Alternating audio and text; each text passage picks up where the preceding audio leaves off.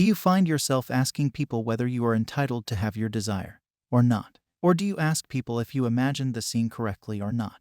Then this video is definitely for you. In this daily Golden Nugget series, which serves as a daily reminder, I will share with you a story of Neville Goddard, who used his imaginal power to manifest his desire. Once you hear this story, you will know the important ingredients that are required to manifest your desire. The story starts when Neville Goddard visits the island of Barbados with his family to visit his parents. He enjoyed his vacations, and when it was time to leave the island and go back to America, he was told by the company that he had to wait at least 6 months to return. But Neville Goddard desired to leave Barbados immediately. He knew about the law and had experienced it many times before, so instead of complaining or pleading with the shipping company, he went internally. He closed his eyes and imagined himself walking the gangplank of the ship. He imagined and felt the dampness of the rail, and he tasted the salt air of the sea. All of these acts that he did in his imagination gave him the feeling of certainty that he was leaving for America. He made the scene so real in his imagination that he went on experiencing it undisturbed by the external world. Then he received a phone call from the company, which offered him and his family passage for the following week. Although Neville had been told that he was at the bottom of a list that contained almost 2,000 names, he was still considered first when offering the confirmed tickets. Now, if you observe this story, you will notice some key components that are required to manifest the desires. Firstly, you will notice that Neville too had opposite circumstances like you all. In fact, his name was at the very bottom of the list, which contained the names of almost 2,000 people. He was told that he had to wait for 6 months. Despite the opposite circumstances, he started imagining. Imagination creates reality. Neville Goddard regarded imagination as God. So, whenever you are imagining something, you are actively creating that thing. Also, you are experiencing a state, which is the state of the wish fulfillment. If you imagine something bad, your state automatically changes, and your feelings change in the present moment. You can try it out. On the other hand, you can imagine good things, and your feelings will change automatically. Always remember that every time you imagine something, you are having your wish fulfilled. It is not like you are moving there, you are already there. Your outer circumstances do not matter. What matters is your imagination.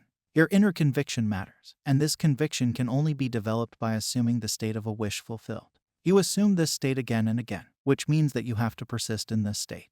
Then, like Neville, who became certain that he was leaving for America even though his name was at the very bottom of the list of passengers, you too will become certain about getting what you desire. If you don't get that feeling of satisfaction or relief, if your dominant state still remains the state of desiring, if you still feel like it is not going to happen, then you only have to persist in the state by imagining a scene that would imply fulfillment of your desire. If that scene is not changing your state of being, then choose another scene. This has to be a fun activity. Become creative. Live from the end state of having your desire. In your imagination, watch yourself already having your desire. So, stop asking people whether you are entitled to have that desire or not. If you feel within yourself that the thing you want can happen for you, then it does not matter what the other person thinks about your desire. This is all about you. Others cannot see what you are imagining. Only you have the free will to choose your imagination.